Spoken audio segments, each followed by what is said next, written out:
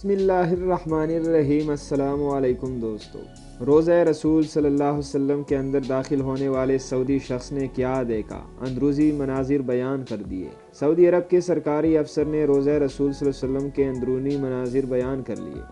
अल Arabia के मुताबिक Saudi बादशाह शाह फैसल के दौरे हुकूमत में महकमा मालियात में नौकरी के फ़राइज़ अंजाम देने वाले शेख आइज़ बिन उमर ने एक बयान में कहा कि शाह फैसल ने हज रसूल में सल्लल्लाहु अलैहि वसल्लम में मौजूद तमाम अशिया को गिनने और उनका रिकॉर्ड रखने की एक कमेटी तश्कील देने की हिदायत की थी, और इस कमेटी में सऊदी अरब के ऑडिट ब्यूरो के मेंबरान, महकमा अवकाफ, महकमा मालियात शामिल हो गए थे।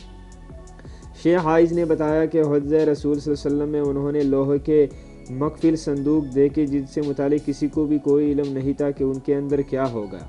उन्होंने बताया कि इन संदूकों से मुतलिक रिवायत थी कि ये संदूक तुर्कों के ज़माने से ही यहीं पर मौजूद हैं, लिहाजा उनके अंदर क्या हैं किसी को कुछ नहीं मालूम।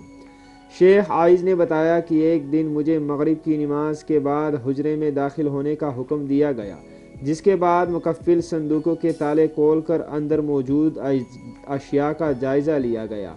उन्होंने बताया कि हुजरे में नबी करीम सल्लल्लाहु अलैहि वसल्लम की ज़ात से मुंसलिक कुछ तबरकात मिले हैं।